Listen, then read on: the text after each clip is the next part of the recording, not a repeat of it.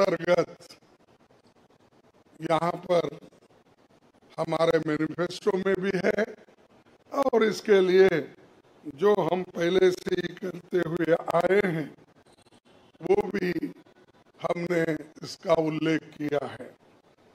मैं कुछ बातें आपके सामने रखना चाहता हूँ, खासकर युवा न्याय के तहत हर शिक्षित युवा की पहली नौकरी अप्रेंटिसशिप के साथ पक्की हो जाए, ऐसी एक गारंटी हम दे रहे हैं।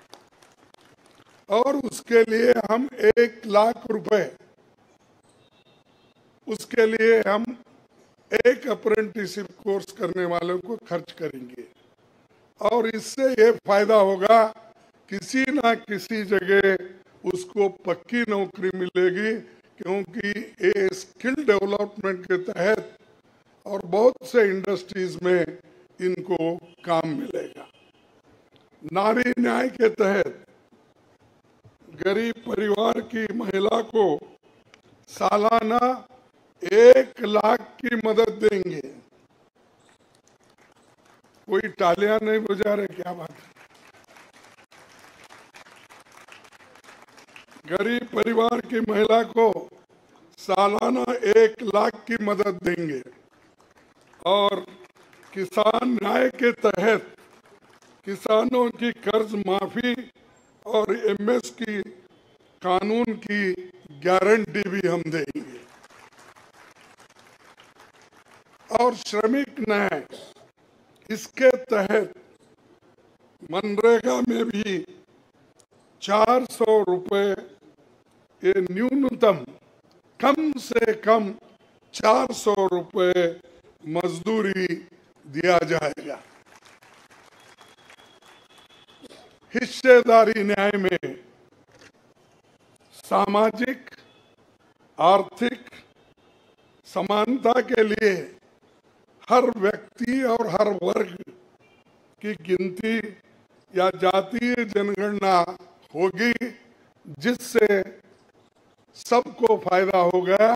या किसी के फॉर्म में, किसी के अगेंस्ट में ये नहीं है कि हालात को समझने के लिए ये जाति जनगणना करेंगे, जैसा कि SC ST की जाति जनगणना होती है।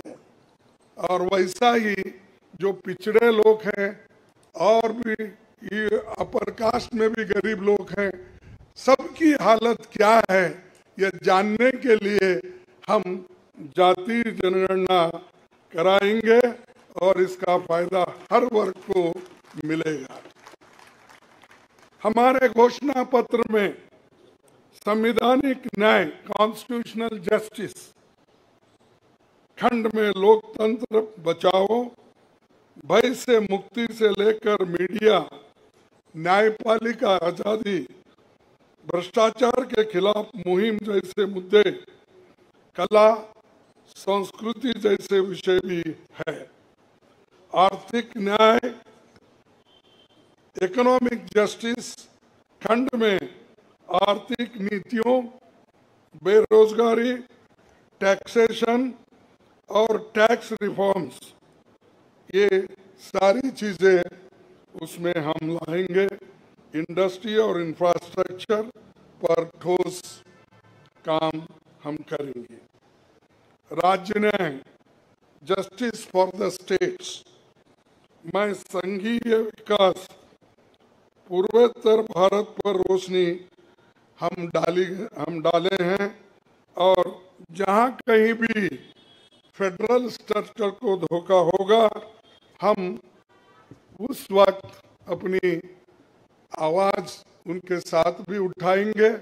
और जब हमारी गवर्नमेंट आएगी तो उनको बराबरी का हिस्सा देंगे, और ताकि वो पैसे के लिए तरस न हो, चाहे वो ड्रॉट हो, फ्लड हो, डिसास्टर्स हो। इसके लिए नेचुरल डिसास्टर, इन सब के लिए फेडरल गवर्नमेंट को कानून के तहत जो मदद मिलना चाहिए वो हम जरूर उनको दिलाएंगे। उसी के साथ देश की प्रतीक्षा और आंतरिक सुरक्षा के महत्व को ध्यान में रखकर रक्षा न्याय की भी खंड है, जिसमें विदेश नीति भी है। और विदेश नीति हमारी अब तक सफल हुई है और उसी नीति पे अगर ये लोग काम करते थे और ठीक ढंग से चलते थे और बहुत से मुश्किल हमको आज जो आ रहे हैं वो कभी नहीं आते थे। तो इसीलिए हम अपना रक्षा न्याय का देश के रक्षा के लिए पूरा हम काम करेंगे। आखिरी एक महत्व का बिंदु पर्यावरण न्याय भी देंगे।